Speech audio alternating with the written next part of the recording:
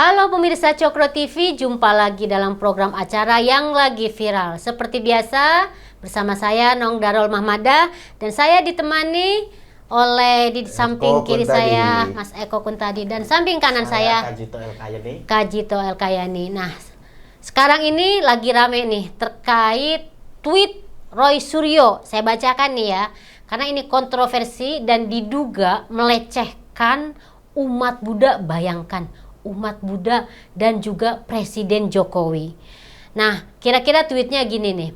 Mumpung akhir pekan, ringan-ringan aja tweetnya. Sejalan dengan protes rencana kenaikan harga tiket naik ke Candi Borobudur dalam kurung dari 50.000 ke 750.000 yang dalam kurung lagi sudah sewarasnya ditunda itu. Banyak kreativitas netizen yang mengubah salah satu stupa terbuka yang ikonik di Borobudur itu. Lucu he. Nah, gambarnya itu stupa Buddha yang diedit menjadi mukanya Presiden Jokowi. Nah, ini kemudian rame diperbincangkan oleh netizen hari ini sampai sekarang ya. Dan kemudian ini kan stupa ini kan bentuk dari Buddha ya, istilahnya tuh beribadahnya ya, beribadahnya umat Buddha gitu. Nah jadi dan ini di Borobudur yang memang waktu kemarin-kemarin itu sempat rame dibicarakan karena waktu itu Pak LBP Luhut Binsar Panjaitan mengumumkan kenaikan harga tiket masuk ke, sebenarnya masuk ke Borobudurnya nggak naik, tapi ketika harus naik ke yang tinggi itu, yang paling tinggi itu naik menjadi 750.000 dan itu pun kemudian diubah ya, dibatalkan. Nah, sebenarnya tujuannya itu saya pribadi itu setuju, karena kan kita kalau bisa malah selain umat Buddha itu benar-benar dibatasi ya, karena itu kan kita juga harus menjaga atau menghormati tempat ibadah, tempat sucinya umat Buddha gitu. Jadi bukan dikomersialkan seperti itu. Nah, oke, jadi kita ini akan membahas soal itu, Mas Eko, Bro Kajito ya, soal tweet yang Roy Suryo. Dan kita tahu bahwa sebenarnya ini kan bukan kali pertama Roy Suryo itu kontroversi kayak gini ya, tweet-tweetnya ya. Sebelum-sebelumnya juga sempat kan sampai rame ke polisi segala kalau nggak salah, karena tweetnya itu kalau saya ngelihat mungkin posisi Roy Suryo karena dia dari Partai Demokrat kan, yang sekarang dia masih di Partai Demokrat. Masih kayaknya. Dia tuh kayak memposisikan diri sebagai oposisi dari Presiden Jokowi dan pemerintahannya, sehingga seakan-akan dia itu kayak ingin mengkritik, tapi kok malah kesannya itu bukan mengkritik yang membangun, tapi nyinyir gitu loh. Akhirnya bukan nyinyir, tapi lebih ini malah bahaya, penghinaan kan. Gimana? Siapa dulu nih yang mau ini? Bro Eko dulu. Ya, gimana nih nanggap ini Mas Eko? Kayaknya Mas Eko kan udah bikin video tersendiri soal ini, tapi nggak apa-apa. Bahas lagi nggak apa-apa gitu. Ini menurut saya karena Roy Suryo itu pernah jadi anggota dewan, pernah jadi menteri di zaman SBY ya. Tweetnya yang kemarin itu menandakan sisa-sisa dia sebagai anggota dewan, sebagai menteri kayaknya udah nggak ada sama sekali, udah hilang tanpa bekas itu. Maksudnya jadi ininya nggak ada? Ya mungkin bukan nggak ada ya, tapi kan dia pakar kan Mas Eko katanya. Pakar telepancika. Iya. Kalau dulu waktu masih jadi menteri, masih jadi anggota DPR, telematika. Sekarang jadi telepancika.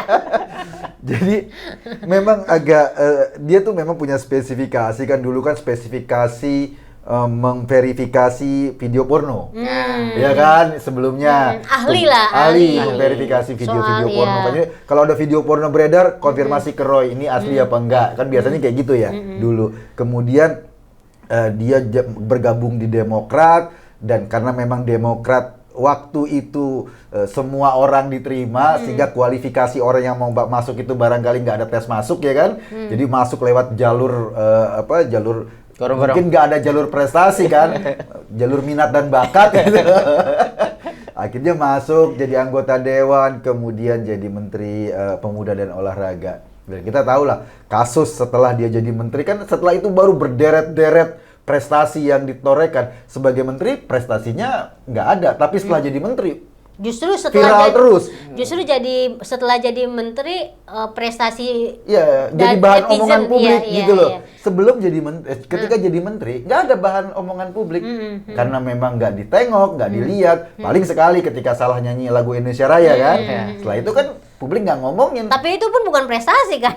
Ya setidaknya jadi bahan omongan publik lah. Iya, gitu loh. Kan dia selalu kayak gitu, senang jadi bahan omongan publik. Setelah jadi menteri kan jadi bahan omongan publik disandingkan dengan perangkat dapur dan lain-lain gitu loh. Ya bisa panci gitu. Khususnya itu. Khususnya itu. Iya. Sekarang itu kenapa ya kok bisa begitu? Mungkin karena mengingatkan mungkin ke publik dia ya. nggak gini deh, ada orang yang diomongin karena prestasinya, ada orang yang diomongin karena kemampuannya, ada juga orang yang diomongin karena pengen diomongin. Jadi menurut saya kategori orang satu ini pingin diomongin. Ketika publik sudah nggak punya bahan untuk ngomongin, dia akan cari-cari celah untuk diomongin. Maka lahirlah itu tweet yang menghina umat Buddha, karena Borobudur kita tahu sebagai satu bangunan bersejarah yang dianggap bangunan sakral kan bagi umat Buddha. Kalau ada Waisak, ada apa kan juga itu digunakan sebagai bangunan sakral. Nah, tak mungkin dia nggak berpikir bahwa Borobudur itu adalah sebuah tempat sakral bagi satu komunitas umat beragama. Dia cuma pengen menghina Pak Jokowi. Ya sebenarnya sasaran Iya, ininya itu Pak Jokowi. dia ingin menghina Pak Jokowi. Nah, itu dia menandakan bahwa cara berpikirnya itu loh. Ya, orang tahu semua Borobudur itu adalah tempat sakral umat Buddha atau tempat yang diagungkan, tempat yang dianggap punya nilai agamis ya bagi umat Buddha. Mungkin Roy nggak berpikir ke situ karena barangkali dia lupa atau dia cuma fokus bagaimana mensasar Pak Jokowi. Ketika itu di-tweet, karena biasanya ketika dia nyinyir sama Pak Jokowi nggak ada masalah, Pak Jokowi juga cuek-cuek aja, ya ngapain juga ditanggepin, paling ini apa sih kutu-kupret ditanggepin gitu loh, paling pikiran Pak Jokowi gitu.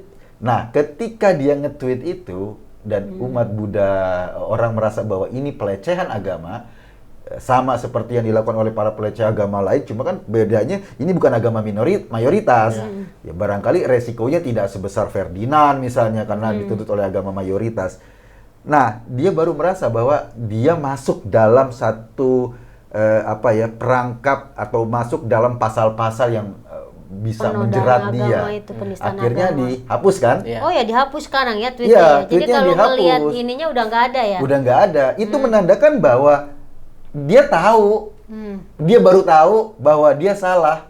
Gitu loh. Dia baru tahu setelah mungkin mikir-mikir atau nanya-nanya sama orang gitu ya. Borobudur apaan sih gitu. Itu tempat sakral umat Buddha. Oh iya, gitu baru. Tapi kayaknya nggak mungkin ya. Kayak orang tinggal di hutan kayak nggak tahu. Lah ya, tinggal di mana selama ini? Goa.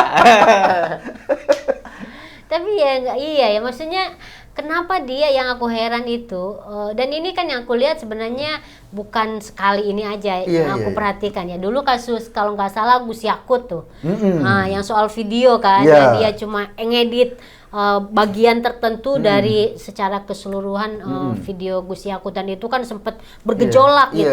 Nah ini pun terjadi seperti ini kan. Udah pernah dilaporin kan? Udah pernah dilaporin sama pihak Ansor waktu itu. Dan jadi, Roy ini termasuk tipologi yang baperan gitu. juga. Ketika saya bercanda sama Jo, saya dilaporin sama dia. Ya bayangin dengan perilaku kayak gini.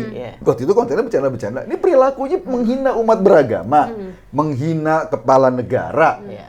Tiba-tiba dia merasa bahwa dia melakukan tugas oposisi, ini kan lucu gitu loh. Dan itu udah dihapus, menandakan bahwa ya Roy memang secara personality perlu ada problem serius gitu loh di personality-nya. Gimana Bro Jito ini ngeliatin ini ya, kasus ini?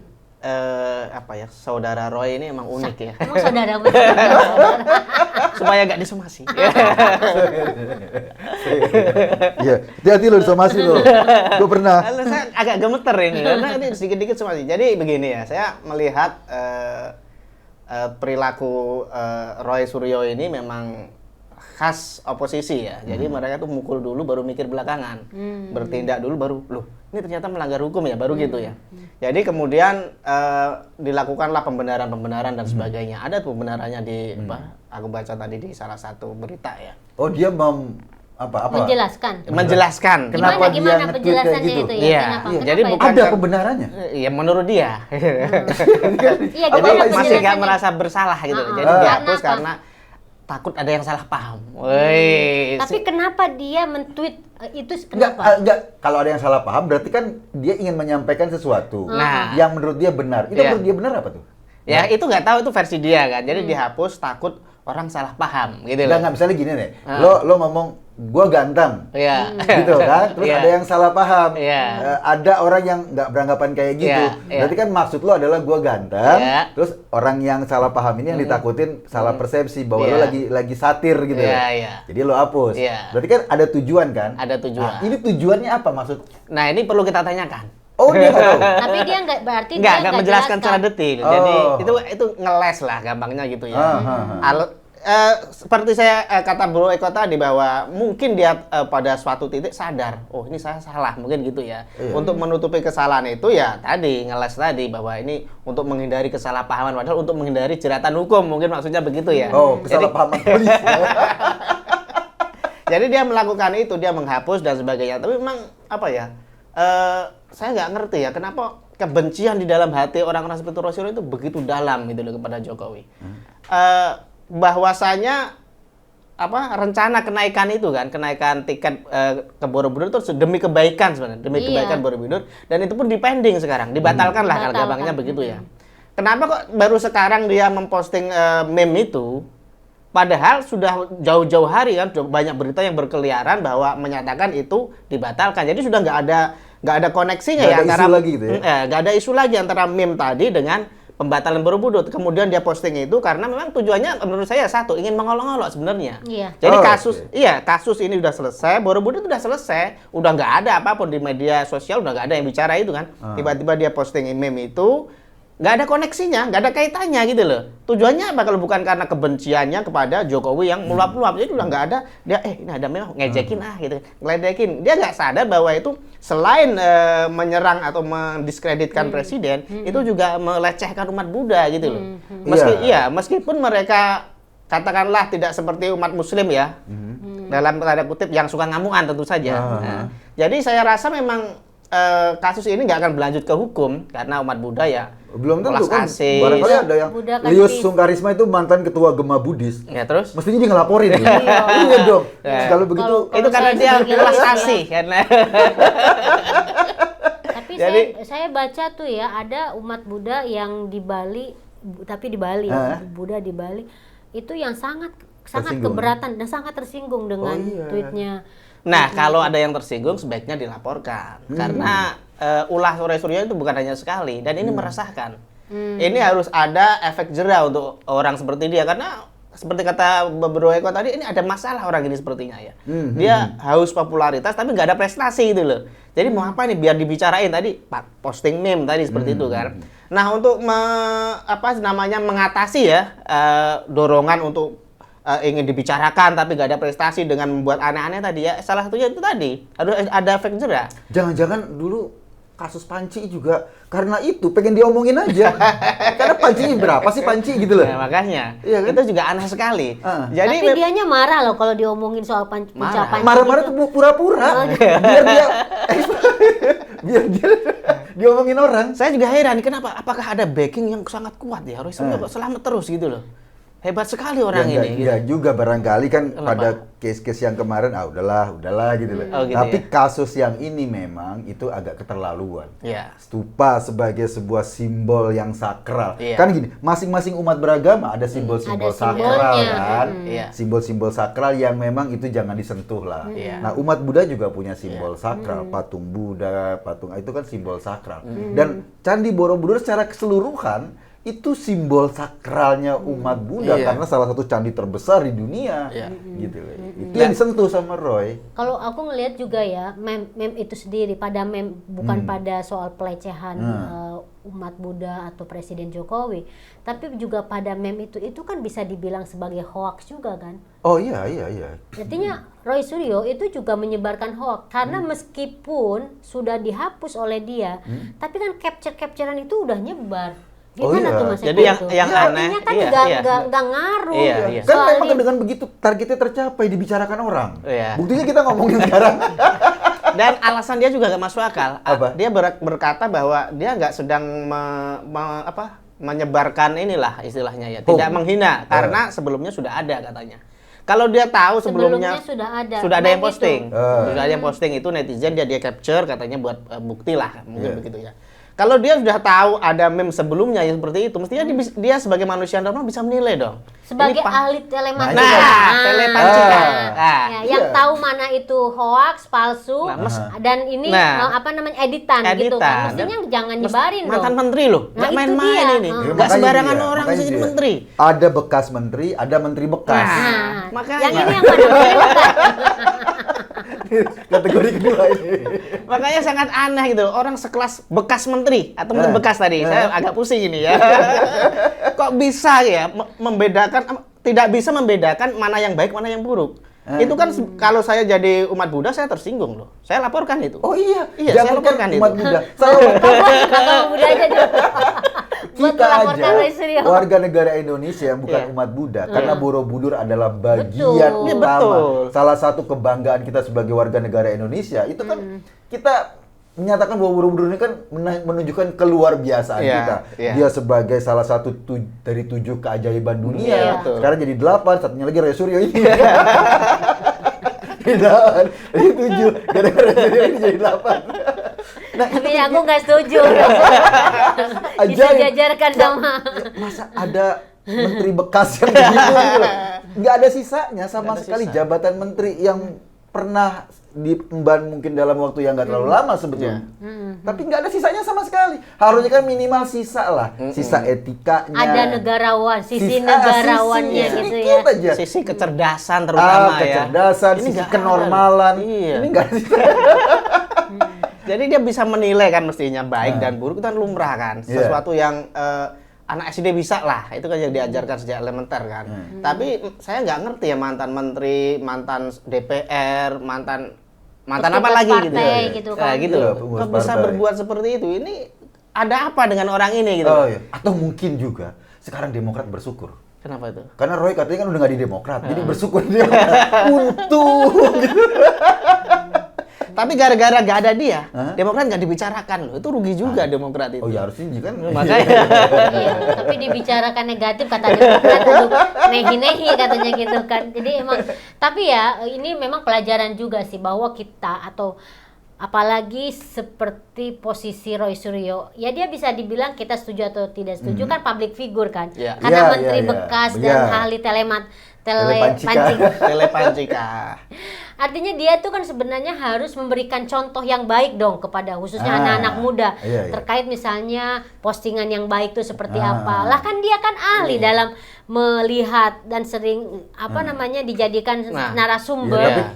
Tapi kan itu kan itu gambar dulu itu ya, bukan kalau gambar sekarang bokep. Iya. Spesialisnya Porno kan. Iya. Betul sekali. Iya, saya setuju tadi. Jadi spesialisasinya di situ ya. Jadi spesialisasi. Kalau dulu kan gitu ya, setiap ada video bokep, Roy pasti komentar. Gitu ya. Ini lihat metadatanya bla bla bla, ini asli, ini orang yang persis siapa gitu kan. Problemnya ini kan bukan kategori gambar bokep. Jadi mungkin pengetahuannya kurang. Jadi kalau bagi dia mungkin kalau bokep itu sangat penting untuk dianalisis gitu. Kalau menjelek-jelekan orang, mencaci maki agama lain tuh mungkin dianggap nggak ini ya. Kurang begitu inilah. Jadi dia nggak merasa terpanggil. Malah dia bagian dari yang menyebarkan itu. Padahal itu kan bahaya kan sebenarnya. Jadi kalau bokep katakanlah sesuatu yang nggak baik ya, tapi efek merusaknya nggak semerusak kebencian seperti yang dipraktikkan oleh Roy Suryo ini kan. Kalau bokep katakanlah merusak anak di bawah umur misalnya begitu ya. Ya enggak juga, mereka nggak nonton lah. Mungkin ya, tapi kalau ini kan semua kalangan gitu loh. Dan efeknya bisa kemana-mana ini. Jadi itu menandakan bahwa aku nggak tahu sekarang dia masih Demokrat atau enggak ya, tapi betapa tersinggungnya umat Buddha ya. Kalau lambang-lambang sakral itu diperlakukan kayak gitu, memang sensitivitas orang ini nggak ada gitu loh. Iya, karena dia merasa mayoritas, aman, iya. dan dia dari kelompok yang mapan. Padahal ya nama depannya kan ada apa KRMT, Kanjeng Raden Mas Tumenggung. Iya. Itu kan menandakan Berat dia itu membawa sebuah budaya adiluhung di pundaknya Iya, kan, iya, iya. budaya Kesultanan Jogja. Ya, ningrat ya. Iya, ningrat. Kok bisa-bisanya ketika dia nge-tweet budaya itu nggak ada sisanya. Iya. Candi Borobudur kan bagian dari kebudayaan kita. Iya. Dan Artinya- juga posisinya di situ Iya, juga simbol budaya. Kok hilang sama sekali? Gua heran. Jadi KRMT itu jadi kayak KRL. Nah, makanya nggak ada ikatan paguyuban yang dipenasehat di situ yang Mengingatkan gitu. iya, mengingatkan lah gitu loh. Kan ini membawa nama apa ya? Nama keluarga ya, nama darah biru mereka, nama ini dipertaruhkan di situ oleh seorang Roy Suryo gitu loh. Ketika dia membuat sesuatu yang melecehkan, bukan hanya Roy-nya yang kena, tapi Iya, seluruh iya. darah biru, bahkan mungkin kebudayaan Jawa secara umum kan. Iya. Loh, ini ningratnya aja begitu loh. Apalagi Oh yang iya, kelas ningratnya aja. Iya, kesimpulan perjalanannya, begitu. makanya persepsi publik bisa begitu Iya, ya, makanya- bahaya juga makanya ya. yang jualan obat di pinggir jalan bisa jadi ustadz gara-gara gitu kan. Ningratnya begitu, yang jualan obat jadi ustadz kan gitu kan. Parah gitu. Yang pasti jualan minyak wangi yang Udah para jadi yang tadinya telematika jadi telepancika, yang tadinya mantan menteri jadi menteri mantan gitu ya. Iya. Jadi emang udah kebolak-balik gitu ya. Kebolak-balik. Oke. Oke, jadi kita berharap nih meskipun ya sudah dihapus oleh Roy Suryo karena mungkin tadi yang diceritakan oleh Bro Kajito bahwa dia tiba-tiba merasa sadar dan tahu posisi ternyata tweet yang tanpa berpikir panjang itu menimbulkan kontroversi di kalangan publik khususnya bagi umat Buddha ya, karena bagaimanapun Borobudur juga sebenarnya bukan spesialis atau khusus untuk umat Buddha, tapi juga kita semua karena itu sudah merupakan kekayaan bangsa seperti yang tadi disampaikan oleh Mas Eko. Nah, dari sini kita bisa belajar nih pemirsa Cokro TV bahwa ya tidak menjamin sebenarnya yang namanya mau mantan menteri, mantan anggota DPR, mantan pejabat partai misalnya ya.